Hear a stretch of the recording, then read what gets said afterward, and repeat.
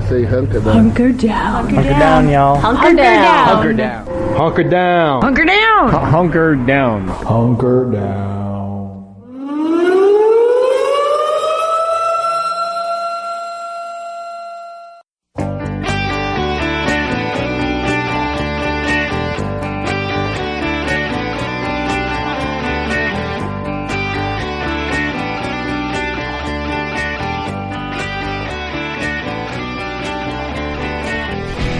Okay, so welcome to Hunkerdowncast once again.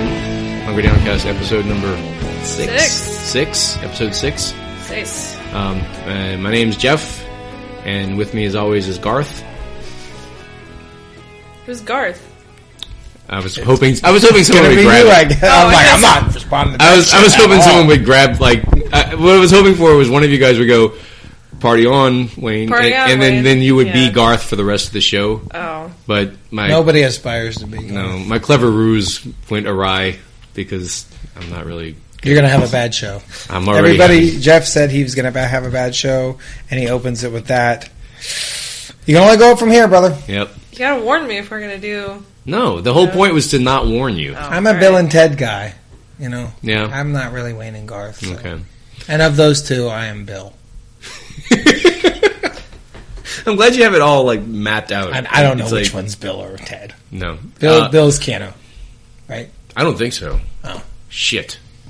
All I know is that George Carlin was in that movie, and it's the only thing that was really made it watchable. Although he has been in plenty of unwatchable movies.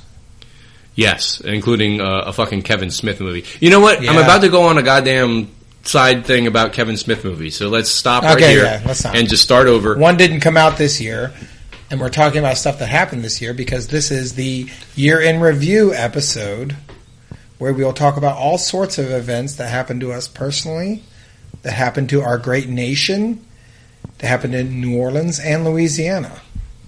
Sounds about right. Yeah, so, okay, great. So this episode 6, Hunkerdowncast Year in Review.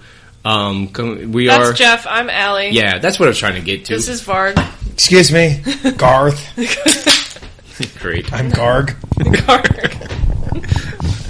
And we're killing it. Yeah, we're Who killing the fuck would want to be Garth? That's why that died immediately. Is because someone has to go "Holy shit, am I Garth?"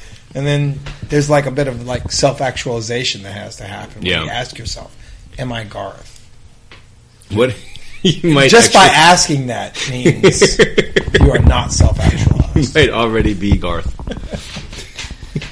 So, what were we talking about? We're already year in review. We're already off the fucking rails. What the fuck happened this year, Jeff? This is fucking retarded. What a year, man!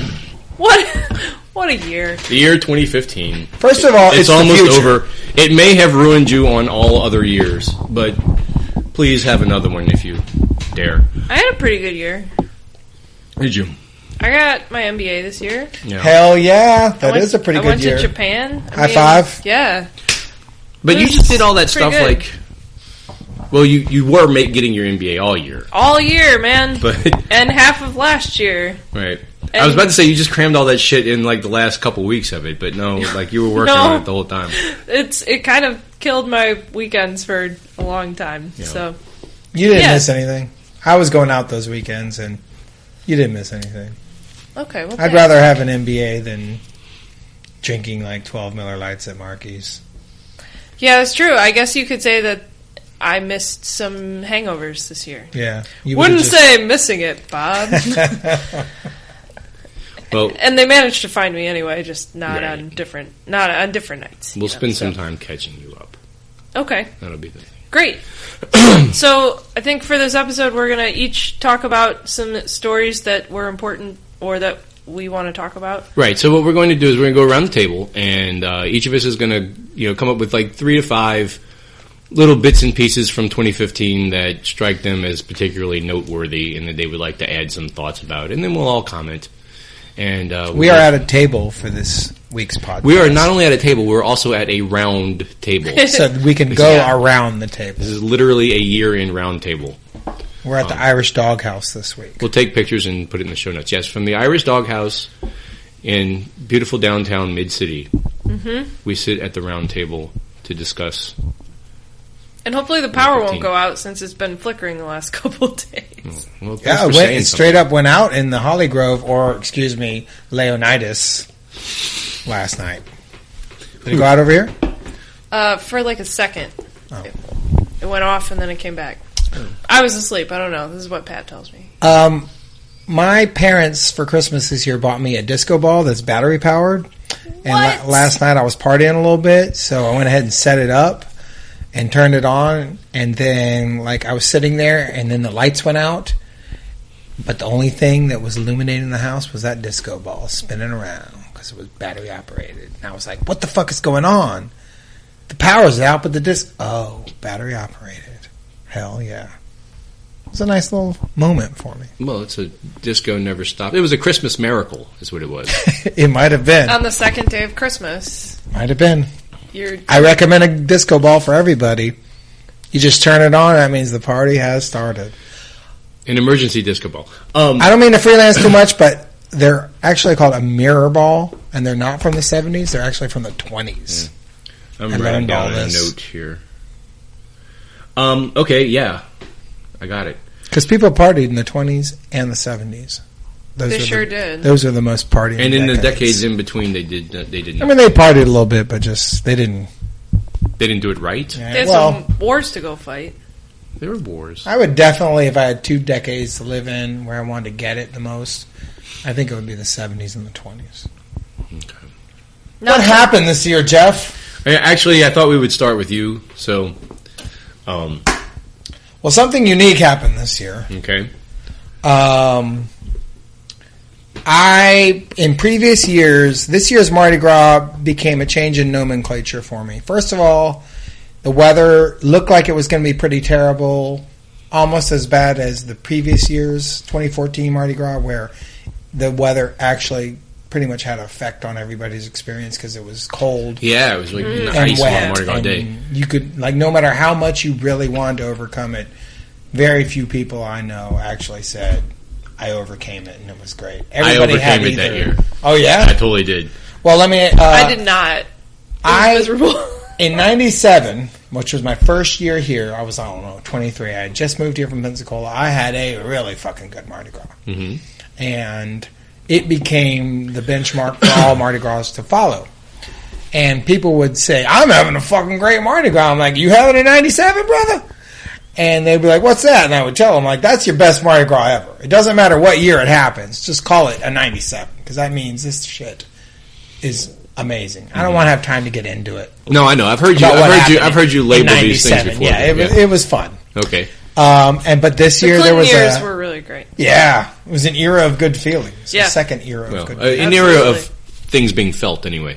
Everybody was partying, Right. including Clinton. Okay. But this year, I'm afraid to say 97 has gone down, and I had my best Mardi Gras ever. Well, you topped 97 It's this at year. 15. That's Wow. the change in nomenclature.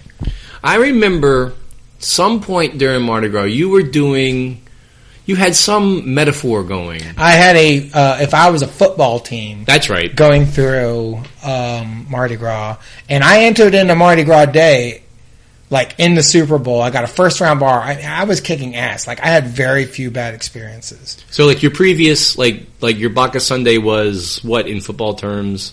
I think I was like 12-1 going into Bacchus Sunday. Okay, so were you doing like your record or Oh, Yeah, so you're not I- like the 72 Dolphins. No, I mean, there was a couple little setbacks and everything, but I got a first round bye. I was 14-2. Bacchus Sunday, I did the mom's ball the night before. Oh man. I had done some psychoactive substances for the first time in 15 years. I was getting it pretty good that night, and then I just carried it into Bacchus Sunday. I saw you out there on Chapatulas. Mm-hmm. Did the Saw you twice that day. box of wine. Yeah, I saw you on the parade It was route. great. I didn't lose my phone. That was pretty cool. So I hit Mardi Gras Day. I was already in the Super Bowl, and it was a Super Bowl near my hometown. Like, it wasn't a home field advantage at the Super Bowl, but I only had to travel a little ways. You were in Jacksonville. Right. You're saying. Right. I mean, it was, and the other team probably was like Seattle. They had to fly a long way. So that night, the night before on Lundi Gras, I had a tremendous feast, and then I was up till like 5 that morning watching Doctor Who and Archer episodes on mushrooms and stuff. Wow. Dropped a friend of mine off at work at like 6:30, went to bed, was like, I'm going to wake up around 10 and go out. My buddy knocks on the door at like 7. He's like, come on, let's go out. I'm in a bad shape. Push come to shove, my team gets down about 17-0 in the first quarter all Mardi Gras day, and I'm like, this is going to suck. You couldn't get out the house. I got out of the house, and then I would have to go back. And then I played Eye of the Tiger, and I sat there in front of the mirror and kind of shadow boxed in my costume. I was like, I'm ready. I can do this. I'm down 17 points already. Did this actually happen? This is what yeah, you do yeah, at home? yeah. I play Eye of the Tiger when I need to really get motivated. Okay. Or Did dreams. you do the Jack Donaghy pump-up speech in the bathroom from 30 Rock? I might could have. I mean, that might be your way of going about it, but I did the same shit. Yeah. Everyone needs to do something. Yeah. I play Danger Zone. I just feel like you're like a couple steps away from getting into like Buffalo Bill level with that. So, well, if it takes that put turn, it this way: I got out of the house. Okay. I was walking down towards the Crew of St. Anne, the Society of St. Anne. I was down, I think, about 2 touchdowns at this point. Mm-hmm. I'm right in front of the Crew of St. Anne. My stomach's really just tearing me apart. I'm like, fuck it, I can do this. I think maybe I'm going to fart. Nope. I go ahead and just shart right there in the middle of the Crew of St. Anne. Wow. And I'm like, another touchdown. I'm down like 24-0 at this point in the Super Bowl after a 14-2 season. I'm like, this is not going to be my best Mardi Gras ever. So my friend's got a shop right by there. He takes me over there. I wouldn't call that a loss, though. I mean, you might have. I mean, I'm down. I'm feeling like shit. My stomach's destroyed. I have sharted. But you pulled a St. Anne shart. A what? A St. Anne shart. Yeah. Like you were. It's like 8 in the morning, Jeff, and the entirety of Fat Tuesday is ahead of me. And I'm sitting here, you're feeling having like trouble. shit. It's still and I've sharted. Right. And I'm far away from home.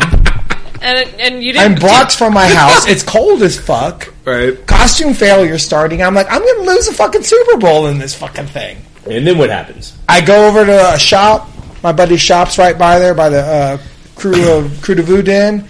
I get cleaned up in there. I have to shoot away from the Society of St. Anne. I find a buddy's house in the quarter. I get all cleaned up there. I eat some food. I drink some beer. And I end up winning by a field goal in the 4th quarter to make it the best Mardi Gras ever. So you came... I mean, Did you have to, like, get some underwear from somebody? No, it was one of those ones that stayed between the cheeks. Oh, wow. You know, it didn't come all the way out. What are the ways in which you scored these points to make up for all of the yardage you had lost? Well, you know, I danced in the street. Okay. I hang out. The sun came out and warmed everything up. I got a lot of compliments on my costume. You no longer felt like death. I ate a good meal. Yeah. I caught a cab pretty easily. I got to see my friends and hang out and have a good time and everything. Okay. And then, yeah. So that's the best Mardi Gras ever? I mean, I don't have time to get into everything that preceded it. Other things happened. Fat Tuesday Day was actually not the highlight of it. Okay, but that was the most dramatic part that happened. Like you had to. That was the one that you had to pull out of the shitter. It kept going and going. I caught a couple purses at the Knicks. Yeah. I had a solid muses. Right. I saw every parade I wanted to. Everything was amazing. I had good times with good friends. So you good won. people. You won. It was a 97. Despite you overcame. I mean, adversity we could do an triumph. entire episode just based on those two. That's okay. And you know what? I had a good Chewbacca's. Crew of Chad came out.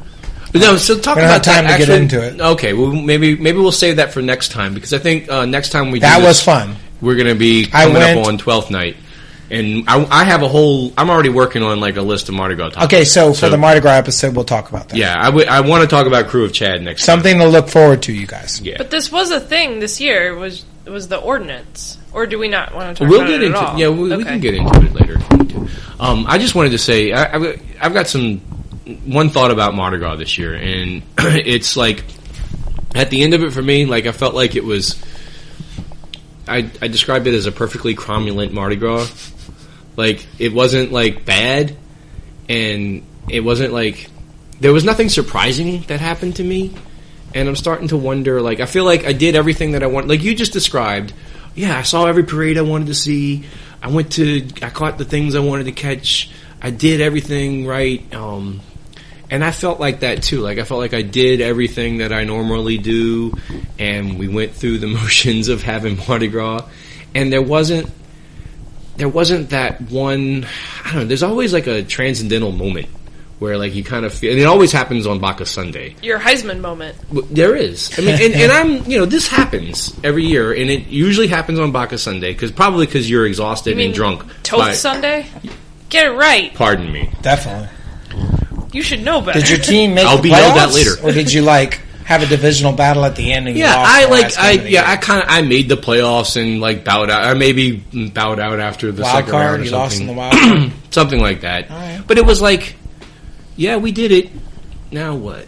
I think and mine I feel like, kind of... I always struggle with Mardi Gras because I always peak too early because I'm in Crew de Vue and have been for years and years, and so I do that, and then I'm like, and then I'm back to my normal work schedule and everything, and I don't take a lot of time off during Mardi Gras. Yeah. So then it's like, well, I did my parade, and now I'm working, and and I usually will go out for Muses, and we do a thing here for Endymion, and we had a really good Endymion this past year. We killed it. It was great, and not just because the parade was awesome. I actually hardly ever watched the parade itself, but we just basically do an all-day tailgate here, and we had a really good one this year. But yeah, I always struggle with I peak too early for Mardi Gras. You know what they say? And then I work too hard. What do they say? It's a marathon, not a sprint, Allie. I know. But it I'm sounds saying like I'm doing it wrong. Right. Well, it sounds like I haven't had a really good one in like you described, where you're. It helped me out a little bit this year that I was single for the first time in ever. It was like my first single Mardi Gras since the '97 one.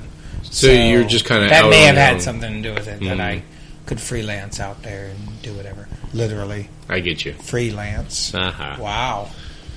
I mean, but I had some emotional baggage attached to that also. But that just fueled me to be like, "Hey, man, do what you got to do now." If you are going to go through all this emotional turmoil about going through this thing single, you might as well make it worth it. no.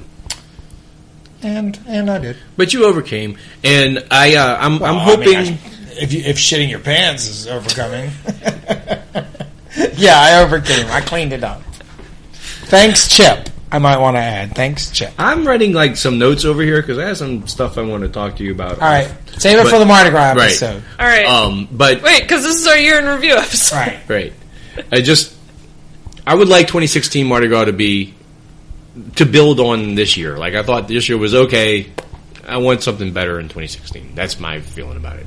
Well, I won't have to miss a parade weekend to go to Baton Rouge for school, so it'll be an improvement for me. We'll work on that. Just What else Let's you got, move Lance? What else you got? Oh, me? Yeah, it's still you. You want Mardi Gras was one of yours. What else you got? I got the Katrinaversary, which happened, which was not as excruciating for me as it was for everybody else. I mean, we all went through horrible shit during Katrina, and we didn't need it dredged up. But I didn't think it was as bad as many people made it out to be. Bad in what way? Well, everyone were saying that it was bringing up all these bad memories, and anniversaries will do that. And just the fact of it being ubiquitous and in the news all the time. Right, People that it didn't was want to deal sort with of it. conjuring the same sort of tendrils of emotion that the storm did, and I related to that. But what was sort of annoying to me was I'm going to ignore all the hubbub, and I'm going to announce that I am ignoring the hubbub, and I'm going to write about how I'm ignoring the hubbub. And here's a link to some hubbub I'm ignoring, and the reason why I'm ignoring this hubbub is, and it's just like, well, I mean, You're not ignoring the hubbub. it's clear You are knee deep in hubbub right there. You're announcing that you're ignoring the hubbub, and therefore not ignoring. And that was many, many people doing that. There was and then it was everywhere. Yeah. It was the new ubiquitous. version of I don't own a TV, and let me tell you why I don't own a TV. and It was like that. It was also holier like than thou type. everyone who is distracted by the monuments going down to City Hall to talk about how they're Yeah, distracted by the same monuments. shit. Yep. Right. There was a If lot you of don't that give going a on. fuck, then it's real. I mean, it's real easy not to give a fuck. So that's probably more indicative of just how different people process things. You know, like you have to get it out, but you have to, maintain or hold on to whatever part of your ego demands that you feel superior to it in some way. Yeah, So, it's like I liked REM's second album and everything sucked. It was almost like a record store employee type. I was so there that I don't want to, participate in any of this national attention because these people don't understand what it was like and they weren't there and I was, and therefore I'm not going to pay attention to it because it's all going to be wrong. right. And it's like, But those things are true. I mean, that is what happened. There was, again, some of it was rehearsed wrong and first some again. of it wasn't. as it has always been. But if you ignore it all, which, let's be honest, they weren't ignoring it all, but if you are going to ignore it all, then you're not going to get any of it. And there was some really great stories that I had never heard of before, having been here the entire time. That I was like, oh, really? I didn't know. What, do you have one on top of your head? Or There was one that happened back in the day. I don't remember it. It was about somebody, I don't know, rescuing dogs or something. I don't know. Or there was a lot. Okay. It wasn't all just crap. Some of it was crap and some of it wasn't. But No, if you ignore it all, you're not going to get any of it. And that's kind of how I feel about it. I feel like it's always worth examining because even though we hit the 10-year mark and we decided collectively that because of math, that was going to be the year that it was over and we are finished this and this is the end of this era, that we didn't have to think about it anymore. But it's always worth examining because real life and time doesn't work that way. Like it's everything that happens in New Orleans today is still kind of linked back to that, and so you have to. It's a poor measure of it is. It doesn't have recovery, to be, so to speak. It doesn't have to be in the front of your mind and on the tip of your tongue all the time, but it's something that you want to understand and not like, it's not like. You don't want your memory erased of it. It's not like Eternal Sunshine or whatever. You want to bring that experience with you so that you understand what you're doing going forward, right? Yeah, and I think maybe to a certain respect, that's what Mitch was sort of trying to do in all of his speeches, was tout the recovery and whatnot, and he missed the mark a few times. He didn't mention the police force at all in a lot of his speeches, and he only talked about the things that he perceived were doing well, St. Roch Market and such. And I thought I wouldn't give Mitch a very good grade on that recovery and how he, or the 10-year anniversary and how he presented New Orleans. It was grandiloquent. It was very much, let's celebrate, the things that I did or the things that happened while I was here. Absolutely. Which may or may not have anything to do with actions that I took. And I don't want to get into let's grade Mitch on the recovery. My feeling about it is that he gets a C just because. So let's not grade Mitch, but here's his grade. Yeah, I'm sorry about that. I'm ignoring the Katrina anniversary by ignoring the Katrina. What I mean is, let's not spend 8,000 years talking about it. But what I mean by that is, it's easy to. A lot of things that happened because they were going to happen. The city was going to be rebuilt. There was all this money coming down from from FEMA and through all the different ways in which the federal government refunded our rebuilding process. Yeah, but it was all going to sit on the table unless the city actually knew how to access the money and work with FEMA to get the money, which they didn't until the Landry administration actually sat down and did it. Correct. So, they had to be competent. yes. They did. That was and that's why It's surprisingly difficult. I said let's give him a C. Well, there are reasons that I feel like it wasn't an A, and here I am grading. I'm sorry. Yeah. No, you're not. The reasons that I feel like it wasn't great is because there wasn't enough attention paid to who is going to be the beneficiary of the new New Orleans that we're building, and who's going to live in this city and afford to live in this city, and who is going to work in the city. and who are the people who are hurt by the disaster, and are they being made whole? There was a lot of lip service given to that, but there wasn't a lot of actual. A lot of the things that happened aren't necessarily going to benefit those particular people, or the city that we're building is not going to be a kind of place where it's easy enough for the people who were New Orleans before to live in New Orleans now. And I count myself as one of those people. So I don't, it's interesting times. Well, I think the one thing you can definitely say about 2015 is that conversation happened at a much larger scale than I think it's ever happened before. And that's a positive. Like, yes. It really got, I spent a lot of time worrying about these things, and they all came into the forefront this year. Everyone wants to talk about gentrification in New Orleans. Part of the body politic. Yes, and it's like it's just rote now. That can't be a negative. That has to be, we're talking about these things, and our politicians are at least sensitive to them, so that does help. Yeah, I mean, every neighborhood is worried about short-term rentals and Airbnbs. It's no longer just the prominence of the French Quarter anymore, because it's happening everywhere. So it's both a bad thing that it's gotten to this point, but it's a good thing that there's now more people who are paying attention to it because it's affecting them.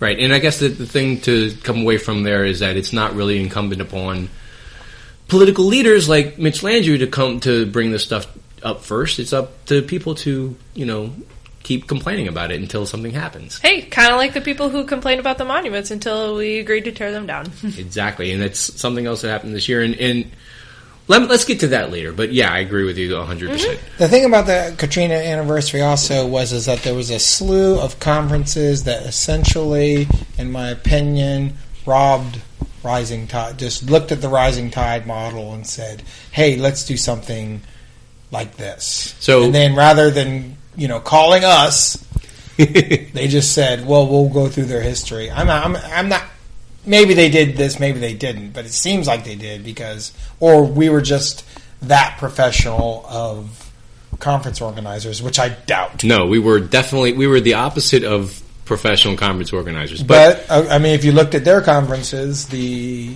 NOLA.com conference, I forgot what it was called, and then the one that the city put on, they covered almost.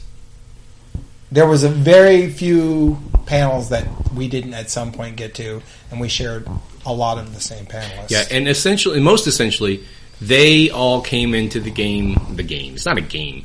It's just all of these people wanted to examine these problems for show on the anniversary of Katrina, whereas the Rising Tide Conference of regular New Orleanian new media users, bloggers, etc., has been on the anniversary of Katrina for the past 10 years, every year. Or close to the anniversary of Katrina. Right, or around that time. Gathering anyone who wants to participate together to talk about what has happened to New Orleans since the storm. How are we recovering? How are we dealing with our challenges with flood control, with rebuilding our schools, with handling our crime problem, culture, or how is all of the things that you think. And every now and then, how to use Instagram. Sometimes, also, some tech school stuff. But so your point about this though is that it felt like we'd been doing this every year, and right? Yeah, it was almost too similar for me to not. And I'm not super jaded about that sort of thing. I'm like, well, the truth, these topics are out there, and it would be just natural. It's great for them that to people are find talking them. about them. But it was so similar that I was like, well, god damn.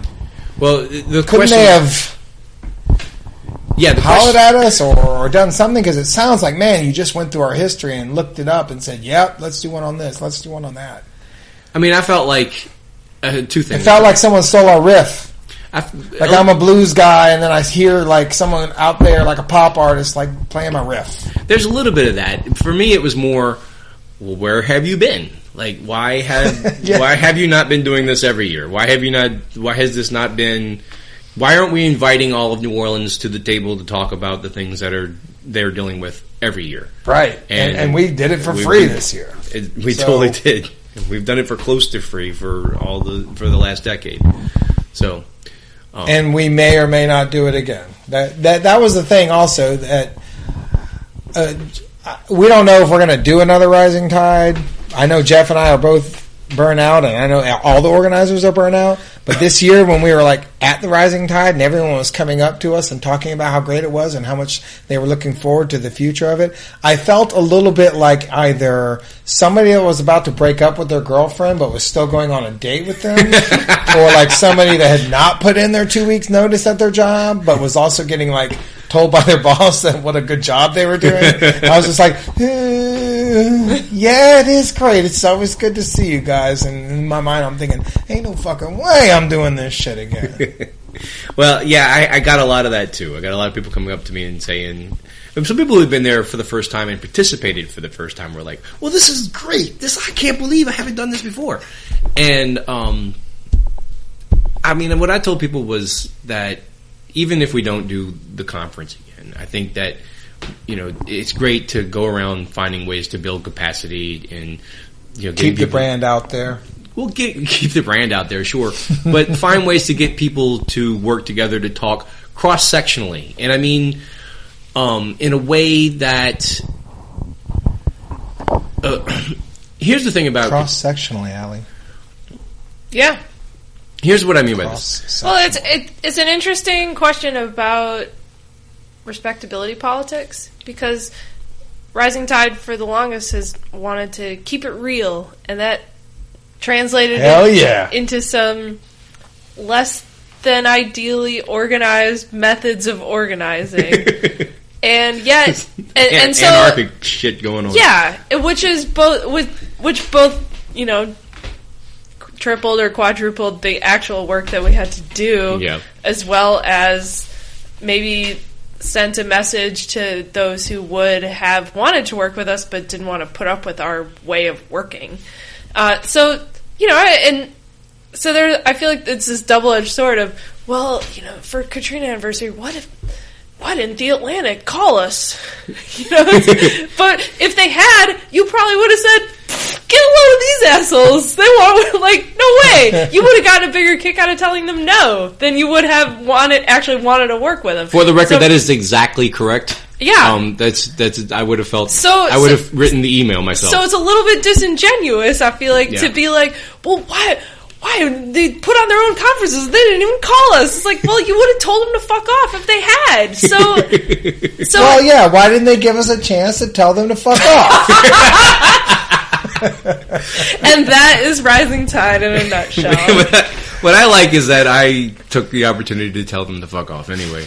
So. Well, I mean, we were a little disorganized. I mean, I'm not going to grade our organizational skills, but if I did, it would be a C. I'm not going to do it. I'm not going to grade 2015, but if I did, you know what? It'd probably be a C. Right. Okay, I like that. Should we take a quick break? No, wait, let me make this one last. I want to be... All right. Wait, hold on. I want to talk about also how great Rising Tide, the possible final annual Rising Tide was this year. Let's do that, and then I'll have a final thought about it. We had 3 or 4 different little rooms in which people were speaking. We had a great cross-sectionality of content. We had Russell Honore was there. Russell Honore crashed the party. He crashed it. That's how Russell badass Honore was not it was. scheduled. He just showed up. He didn't crash it. He's invited whenever the hell he Jill wants. Stein was there. Jill Stein Deb is the Cotton Green Party presidential Award. candidate this year. Fabulous. And she spoke very movingly about her experiences. I talked over you. Deborah Cotton was Cotton was there. Big Red Cotton was there. And gave a very moving acceptance speech for her Ashley Award. DeRay McKesson was there with his blue vest. You might know. Gave a very amazing keynote speech. And if you look at our history of keynotes, they were all they were solid. No, they were fan. Yeah. And it was a solid decade. I stand by every conference we put on. I stand by every last one of them, even number 9. It's great. The reason that I still find it valuable and the kind of the whole spirit of it is to get people who would not, in the ordinary course of their lives find cause to talk to their neighbors about what's going on in their city. It's easy to keep your head down and stay within your own social circle or within your own professional circle, or whatever that you're tied to in your normal life, and just keep that viewpoint or keep that limited reach. And instead, what our thing was about was trying to get people to all kind of, fight a little bit, but come together and not from a top down perspective, but really from an interlinked grassroots perspective. And I think that we came almost close to getting that to work a little bit. And I think we did it for 10 years. Yeah. So now I mean we can do it in different ways now. Yeah. But it's just a lot of work. Volunteering, y'all, is a lot of work. Creating something from scratch, no matter what it is, even this podcast, a lot of work and time.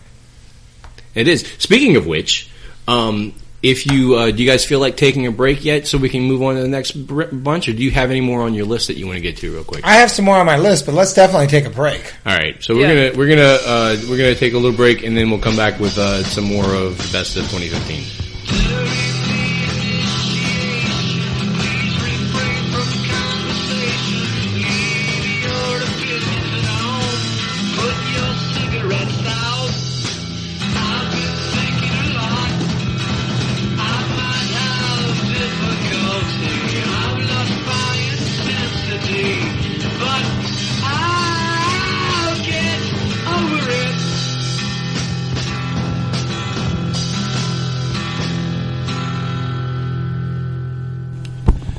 All right, thank you for that. We're back now, and we're gonna finish up the VARG'S portion of this in just a sec.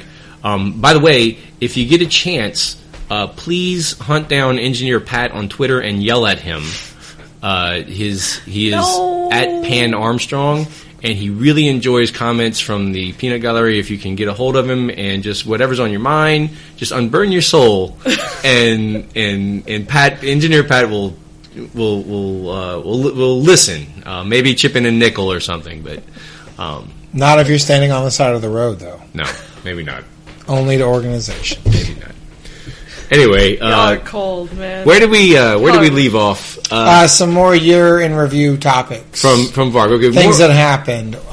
Further year in review from VARG. Go for it. Another thing that happened this year was the unique experience of listening to smokers begin to portray themselves as an oppressed class. And doing so, doing a disservice to oppressed classes everywhere. There was oppressed classes going, fuck! No, you're not. You choose to smoke. Can I just say that this is one of the highlights of the year for me? Like, this was one of those things that brings all the yahoos to the city council to yell. Like, it's like the monuments and it's like the budget hearings. And it's like somebody up there going, I think we're smoking bars. No, they did. Somebody up there with a cancer going, oh, There was a marathon hearing at City Council where they just all the bar people, the bar owners got up and yelled, and the casino people got up and yelled, and don't forget the vape enthusiasts. The vapists. They got real into it. Yeah, I thought they got dicked out of that. I do think you should be able to vape in a bar. I don't know about that. So the medical professionals on hand that night tend to think that it is very likely that vaping is going to turn out to be pretty much as bad for you as smoking. But not secondhand vape. Well, probably not. Well, Jeff, you may remember that at the 49ers Saints game a couple years ago, we had a 49ers bro with a neck beard and a luchador mask. It was a Rey Mysterio mask, and he is actually from San Diego. I must add. But he insisted, and he had those kind of jeans that were really heavily embroidered, and he insisted on spending the whole game vaping into our faces. Basically. Yeah, we got face vaped. We got face vaped real bad. It was terrible. And then we lost the game. So and Roz made friends with them. And so since then, I have hated vaping with every fiber of my soul. It was just that one guy. Fuck that guy. He was the worst. And also, San Francisco is over. Thank you. Good night. Sure. Congratulations. We got a Twitter question on this very subject this evening from Paris, who is an anonymous Twitter user, but I think is someone who kind of knows us. I don't know who this person is. Okay. Asks us if there is such a thing as king cake flavored vape. And the answer is yes, indeed, there goddamn is king cake flavored vape. Absolutely. You can look for it at your local vapery. Definitely. If you've thought of it, it's happened. At Up in Smoke, probably. They have it. Right. Yeah. Like king cakes themselves, if you can imagine the flavor, there might be a vape flavored king cake one day. Right. King cake vape flavored king cake. Vape flavored king cake. And then the whole universe will collapse. Does it taste like a San Francisco luchador mask? It might. Probably. I don't know what And he was embroidered smoking. jeans? It sucked that we lost after that. That was so bad. That was the Jimmy Don't you Graham. come into 617 with your vape. That was last Step the season, fuck right? off. Yeah, that was the game where Jimmy Graham had that Hail Mary reception called back. Yeah, that got called back. And then also the 4th and long that Kaepernick somehow converted. And Hey, this isn't a 2014 year in a review. All right. God. So Also, we had a little bit of an issue of overcrowding at Jazzfest.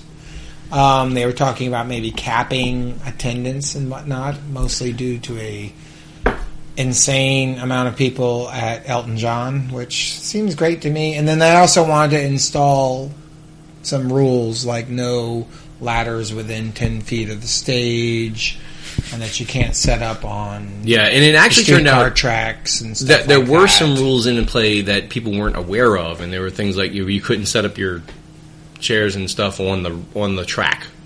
Oh yeah, And people didn't know that, and so they got pushed out or something like that.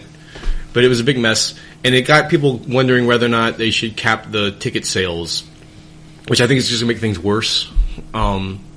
If you just make them more expensive, because they're already freaking out. well, yeah, it depends how you define worse. Worse, like dying in a stampede, or worse, I had to pay $5 more at the door. I don't know if it should be $5 more. It should be a lot more. Well, I'm Yeah, I hear offering you. this. I might prefer dying in a stampede. Is all I'm saying.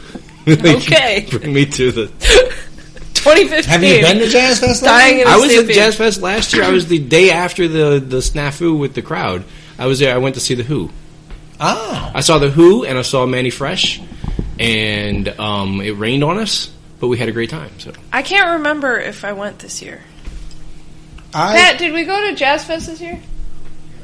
have a did. We rule did. that I only go if I get free tickets, and I did, and then I actually got something called a Grand Marshal Pass, and we got to sit in front of the stage. What? Yeah, it was amazing. Saw Trombone Shorty, the Blind Boys. It was all good.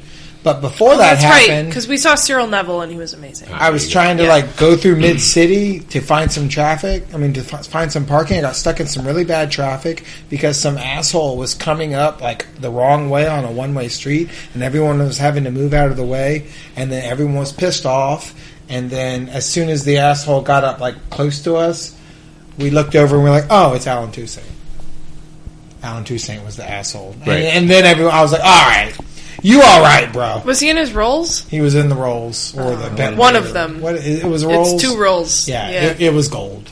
hang on, Okay. I'm writing down. I don't know whether that's the piano rolls or the songs rolls, but it's one of them. I'm just writing down. As soon as I saw it was him, I was like, "Nah, Yeah. you're all right." Yeah. I'm just writing down. Alan Toussaint was the asshole, just so that we. I have can't that. even stay mad Okay. at you. Yeah, he wasn't the asshole once it was revealed to be him. It's on the record. I'm go down the one. I'm going to make an official endorsement, It's good. and it's ride your bike to Jazzfest, because it's so much easier. It is, except for it is a fuck of a mess to park your bike when you get to Jazzfest. It's crazy. They have bike parking. It's great. No, you and I are going to disagree on this. I don't want my bike clumped together with 1,000 other bikes. The other people's bike germs on my bike and shit. I just germs. What the hell are you talking about? I don't like it. This is the most nonsensical bullshit I've ever heard. Sometimes I'll park my bike up against a street light or something. A street light, a lamppost or a street sign, and I'll come back and 3 other bikes are clamped to it. Yeah. And then you have to do this reverse Tetris to get your bike out of there and shit. And you know, like, it's an invasion of personal space. Man, it sounds to like me. those are pants problems, bro. Yeah, I you don't live know. in a city. No, you Bike gotta give terms. give me some space from a bike. It didn't used to be like this. It used to be the only damn bike, and now bikes all over the fucking place. Hipsters. God damn it! And but you go to Jazzfest, Bikes are like the most democratic method of transportation you go to Jazzfest, that exists. and there's bikes, you know, all up in the bike carols, but they're also like clamped to the fence, suspended from the power lines. They're everywhere. Yeah, that's my favorite part, is because the whole fence all around the fairgrounds is covered in the yellow Jazzfest hand-lettered signs that say, no bike parking on the fence. Right. And literally, the entire fence literally gets reinforced with bikes that are attached to the fence. It's great. It's my favorite thing. I do love that, and I believe I have photographs of that, which we can put in the show notes if you like. No, nobody cares that much. And everybody's seen it.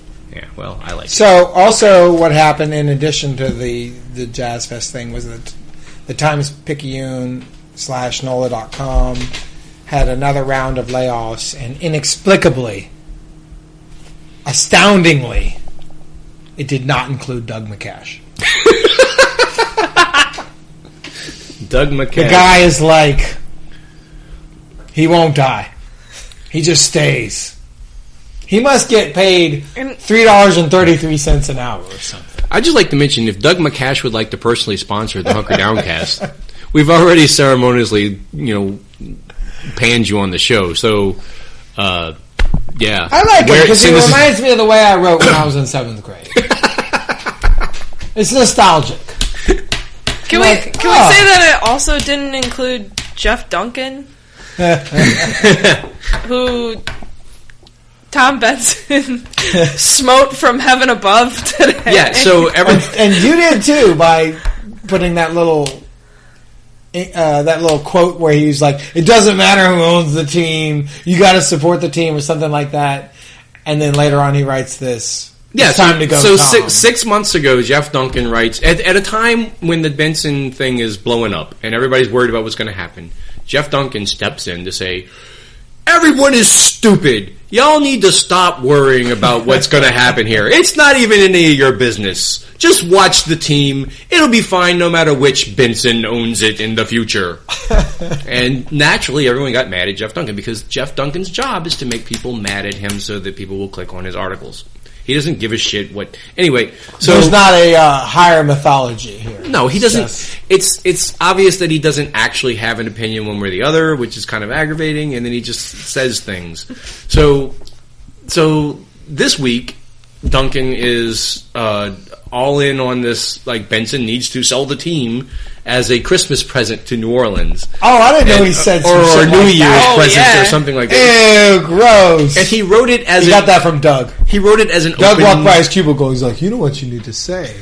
He wrote it as an open letter to Tom, as though, like, please, accept my sage advice. So a lot of pageantry. Yeah, and so everyone was talking about it, and everyone talked about it so much that it got Tom Benson's, back up, and so Benson just, like, came down on him after the Saints game. After the Saints won and beat the crap out of Jacksonville, Benson laid My down the law. second favorite team. And the only way, this is like the only way in which the entirety of New Orleans will come to, like, praise Tom Benson is when he, like, is knocking this shit down. Stood up and said, "You're not going to tell me how to spend or what to do with my team."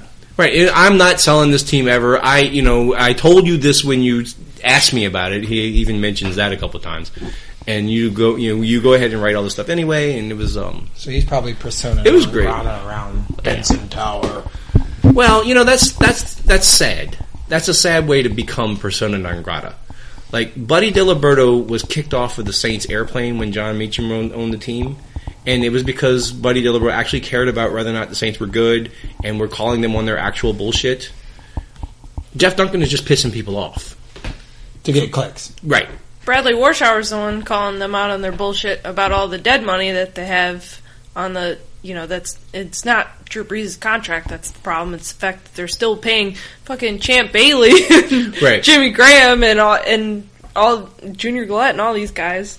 So this is an actual criticism of the Saints organization Exactly. right now. But it's not coming from Jeff Duncan. No, it's coming from Bradley Warshauer's Gambit column today. Mm-hmm. Exactly. Where he's basically voicing the majority opinion of people who watch this. And it's that because there was a report that the Saints are unhappy with having tied up so much money in Drew Brees, and they're saying that that's costing us our roster. Well, no, that's not really the case. The Saints have made terrible decisions with Junior Galette, with Jimmy Graham, with a whole bunch of other people. Stanley Jean-Baptiste. Yes. Their drafting has been terrible. Yep. They've traded up in the draft every year to get, guys who, some of them have panned out. Mark Ingram eventually panned out, but at what cost? They don't have what they call a middle class on their roster right now. They don't have, the enough depth. How American of them. Right. Right. We have an Middle income, class. we have an inequality problem on the Saints. We have Drew Brees and the bottom quintile. Drew Brees is the of 1%. Yeah. But it's not even Drew Brees' fault. It's not. And I want to keep him. And the only way that they're Drew going Brees to... kicked ass on a torn plantar fascia. That was an amazing day. I had such a great time in that Saints game. Just Drew Brees was as good as Drew Brees is ever going to be, and he was doing it on one foot, and he was doing it specifically to answer a lot of these critics. It was a good day. They are within one game of achieving my preseason prediction. Mine as 7-9. Mine as well. And I will say this also about the Saints, even though we're just segueing into the Saints. Well, yeah, we need to get back into the Times-Picayune playoffs as soon as you say this. The Saints met pretty. I think that as a fan base, we adjusted our expectations pretty well at the beginning of this year. I don't think that there were a lot of people saying that this was going to be a playoff team. Even like it would be most of the predictions that I read. Jeremy Hebert said that they were going to be 12-4. Okay, well, Jeremy got it wrong. Now. All right, Jeremy got it wrong. And what is more nolier than over predicting the Saints? Right. Congratulations. But most people that I read were like between 6 and 9, and you had 7, and I had 7, and a lot of people did. So yay us. I have no idea because I'm in grad school. Allie was doing real math. We were counting hypothetical football games. I had to y'all this year I had to relearn how to do derivatives, so that was fun. Well, to derive marginal cost from equations. It was great. So can I? Well, also among the Times Pick layoffs was Allison Fencerstock, who is everybody's favorite music writer, and is a traditional music writer, and is fun to read and super knowledgeable and very fun. Right? I think so. The Advocate made some hires, and I would say they hired Keith and you can always see her in a room too, because she's got like that thick curly hair. So you're like, she's like Rob Ryan in that way. He's like, you don't think you see Allison Fenster. She's got better hair. You see her. Better hair than it's either her or it's not. Right. Okay. And that was unfortunate. And I tried to switch to the Advocate for a little while on the internet, but their website is just so terrible. You mean you tried to switch to them? I tried to just stop going to NOLA.com. So you don't read the Advocate at all, or you? No, I split between them both, basically on what appears on my Twitter feed. Yeah. But I was going to start like on my daily thing when I open up my browser and I go to a couple of news sites. I was going to choose the Advocate, but their website, Mr. George's or whomever's in charge, fucking sucks. Their website is terrible. It's not great. I like the way it's 50-50 actually. It's archived in an insane way. Like you can't search it very well. You find articles that are like actually political columns that end up being in entertainment when you look at the URL. It's really weird. They need to hire somebody big for that. And they need to redo the whole thing. I will say that they do have a better homepage than NOLA.com. I think we've actually said like this. home and living. I'm getting a very strong sense of deja vu. It's a thing that it's a hobby horse with me. I like their homepage better than NOLA.com. I don't like their website at all. It's terrible. Like what curtains to hang homepage? Like what No, sort I mean, of couches? you to can get? look at you can call up the tempo section. You can go to the NewOrleansAdvocate.com and joke. Yeah, thanks, asshole. I will admit I stole that joke from Allie earlier. Sorry. It's not even a joke now. It's just a... What? It is a joke now. I was trying to answer the question. What What even did he say? Oh, he said the tempo section. Oh, like the Chicago Tribune used Yeah. to have back Yeah. in the I day. stole mine from When I lived there. When I lived in Illinois. Go fighting Irish. he's gonna steal your whole identity, man. The hell.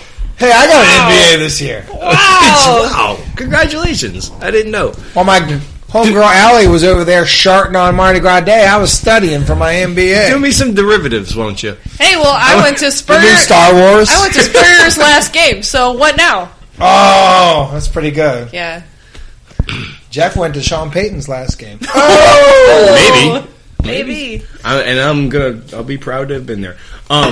Well, because my joke is that I'm going to do the little arts and culture section of our 2015 year in review. Let's put Lance to bed since he's already done the whole fucking Right. Well, that's what I was doing. messing with Allie now. Yeah, I know. Oh. So But now this is a good segue. yeah. So here we go. So here's Allie's portion of what happened in 2015. So I'm the Times-Picayune living section or the Chicago Tribune tempo. Oh wow! God bless you. Wow. Sneezing on the radio. Yeah, we'll take it out in post. No, we won't. So here's some things that happened this year. The Lafitte Greenway finally opened. Yay! Which I think is one of the coolest things to happen ever. Thanks, Bart Everson. Yes, thank you, Hello, Bart. Rising Tide. I was on the board of Friends of Lafitte Greenway for several years, and I'm really privileged and honored to have been a part in getting it done, whatever small part that I played. The Greenway is awesome. I walked a part of it with my parents last weekend while they were in town, and it's really great. It's a multi-use bike path, and for those of you who aren't familiar, it goes from Basin Street in the corridor all the way up to Alexander Street in Mid-City, and the full corridor goes all the way to City Park, but they haven't built the last part yet because there's an active rail line along the way, and they're still trying to figure all that out. But it's usable as bike trail, and the wider parts near the corridor have ball fields and all sorts of stuff, and it also has water management features, so it is actively storing and cleaning and retaining stormwater, which is something that we desperately need, especially in places like right by Parkway Bakery where they get a ton of they've had huge standing water issues in the past from regular rains. So it's wonderful. The Greenway is great. I know, Jeff, you've been very complimentary of it. You've had nary a bad word to say about the Greenway. I love the Greenway, which is like shocking for you. Well, I mean, a couple things you know about me is that I love in my free time tooling around the city on my bike, and this is a crosstown path that really didn't exist before, unless you want. I mean, it parallels like Orleans and it parallels Esplanade to a certain degree. It existed as a turning basin and as a navigational canal and as a rail line. It's the old Carondelet Canal. Yes. Which was, it was the back of town back, in the early part of the city's history, and it connected the downtown New Orleans to Bayou St. John, and then was transferred over into a railway line, which was always the right of way there. Yeah. And then now as part of like what we call the Rails to Trails movement. Yeah. It's become, this new. In fact, the parkway. National Rails to Trails organization was very helpful. Right. In for us getting the project off the ground. So. But it's a really neat way. It's a. I guess. By the way, another example of something that stalled during the Reagan administration that the Landry administration actually pushed through and got done. So what, the Greenway? Yeah, absolutely. I just thought it was all just Bart yelling at them constantly until it happened. He did yell at them a lot. There's a portion of a Treme episode of him yelling at them. Really? Yeah. Well, he yelled about other things. But it was just Bart yelling, though. He yelled at them a lot. Yeah. But I think as nice a guy as he one of the great things about the Greenway too is that every and Friends of Lafitte Greenway, which used to be called Friends of Lafitte Corridor, has been involved in every neighborhood that the Greenway touches since the very beginning. And so this is something which includes a Treme, includes the former Lafitte project, which is now Faubourg Lafitte, or but those communities have been heavily engaged, and they are taking ownership of this greenway because it's their greenway too, and it's not just for people in Mid City to get to the quarter. Like, it's for all of us. There's a football field with goalposts. I feel like it is a very democratic project because of the way that everyone has been engaged and been told that their opinion about the Greenway matters. So I really like that about it. I think it's wonderful. And I like that. You asked me what I liked about it, and I think it's a new kind of way to cross section the city. Like it goes through those different neighborhoods that you're talking about in a new way that you don't think of, like, in your mental map of New Orleans as being, easily cut through. Like, if I'm at City Park, I don't really think of an easy way to get to the quarter that doesn't involve going down Canal or going down Orleans. But, like, you have to... I mean, you can just get there in, like, 5 minutes on your bicycle. It doesn't really take that long.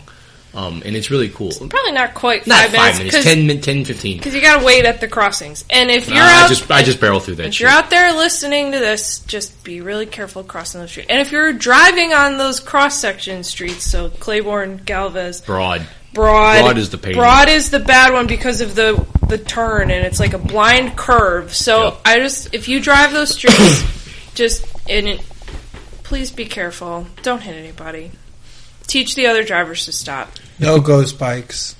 Yeah. Please. No ghost bikes on the Greenway, please. So the Greenway's awesome. The next thing on my list is the library millage, which this happened, it feels like 5 years ago. But it was right after Jazzfest. Yeah, it was right earlier this year, so it kind of got overshadowed a little bit by the smoking ban, actually. But in May, we had an election for a property tax millage for our public library system, and us voters were asked to help them close a budget gap, because in the post-Katrina library system, they took their surplus and they said we're gonna spend it in this very specific way, and it was to fix all the other branches.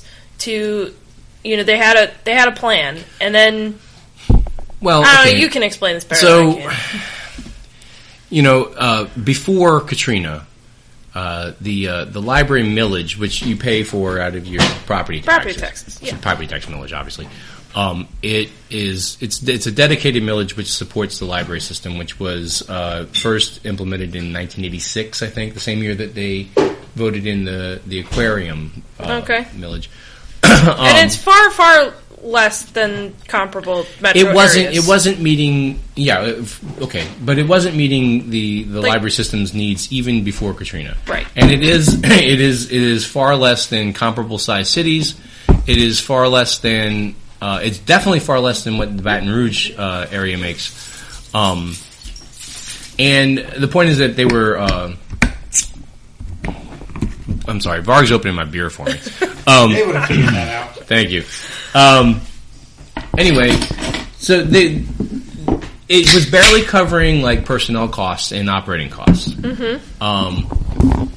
Because again, it's far lower than what comparable metro areas. It's inadequate already.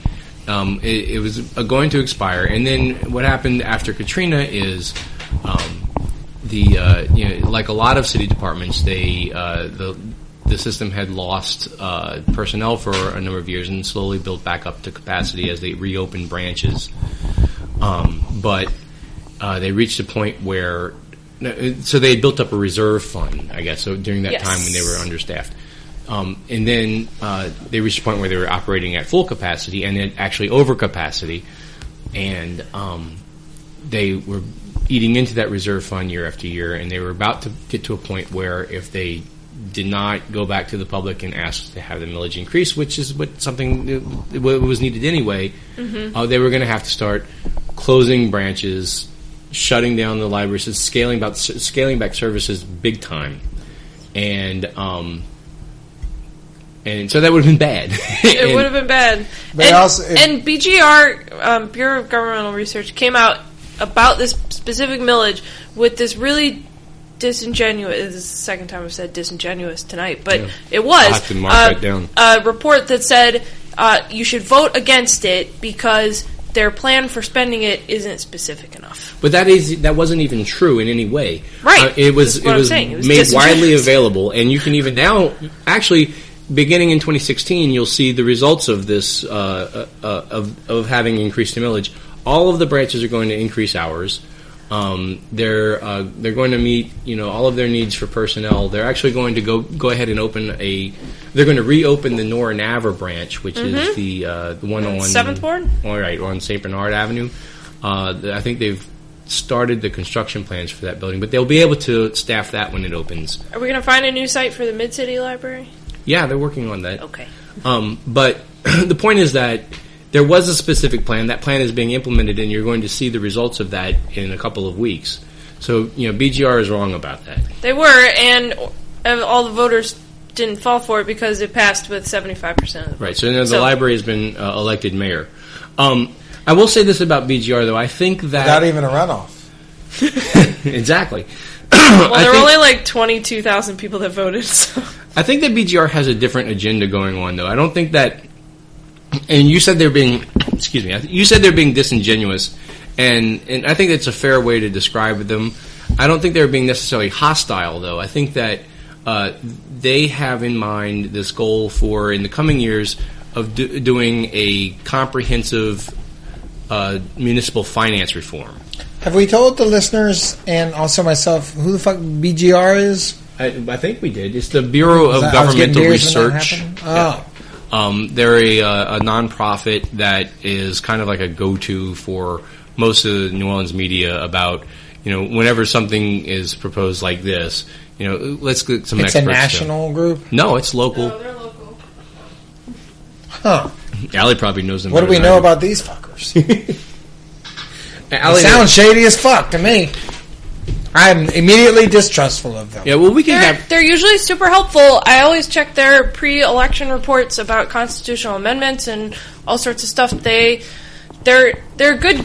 They're usually really great, which is why I was so dismayed by this specific thing about the library. I find what they put out. They're useful. I don't always agree with them, but I always find I always find their reports useful, and they're I don't find them particularly dishonest. I felt like this was, like you said, a disingenuous stance to take. Yeah, it felt very like, what's their angle? Well, their deal is... What was their angle? Their deal is they really want to looking at every dedicated tax millage in every silo of city tax revenue, and deciding whether or not we should just completely reform the entire system of how the city budget works.